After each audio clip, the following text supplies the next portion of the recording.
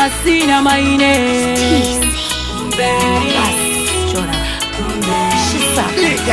aja ndakangozwa iri mere kumbosha nare kudongorera ndisauro kosha shakaringa iyo nzira iwo shayanga yatisuisa nekauro tiana kararamuka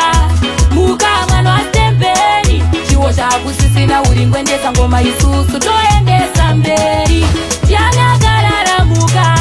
muka mwana waStembeni chiwo chakusisina uringwendesa ngoma isusu toendesa mberi waive nechipawa pawa waiunganidza vanhu kunge ngoma yezvikure mweya kunge zita rako waiwanika pese pese kunyangwe mubako ona sezita rako ndiwo mabatiro akazoitwa maoko vakatidzingirira kumhatso asi nenharo takazongobudirako tiana kararamuka muka mwana waStembeni chiwo chakusisina uringwendesa ngoma isusu toendesa mberi tiana kararamuka muka mwana waStembeni chiwo chakusisina uringwendesa ngoma isusu toendesa mberi tiana kararamuka muka mwana waStembeni chiwo chakusisina uringwendesa ngoma isusu toendesa mberi ndabva ndafunga paya tichitamba takaungana zvisaka ndakangoti baba toto mukatachita izvozvo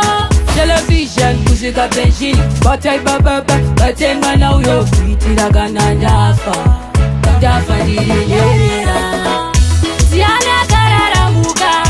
muka mwana waStembeni chiwo chakusisina uringwendesa ngoma isusu toendesa mberi tiana kararamuka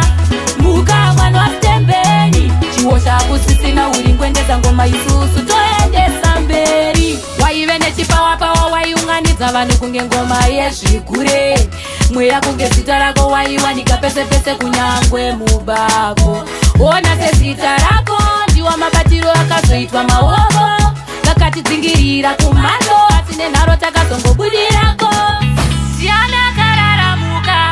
muka mwana waStembeni chiwo chakusisina uringwendesa ngoma isusu toendesa mberi tiana kararamuka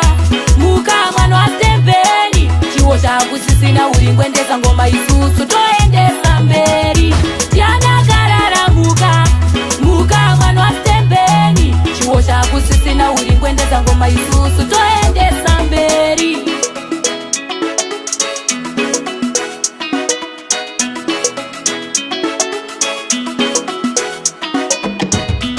PtK Music.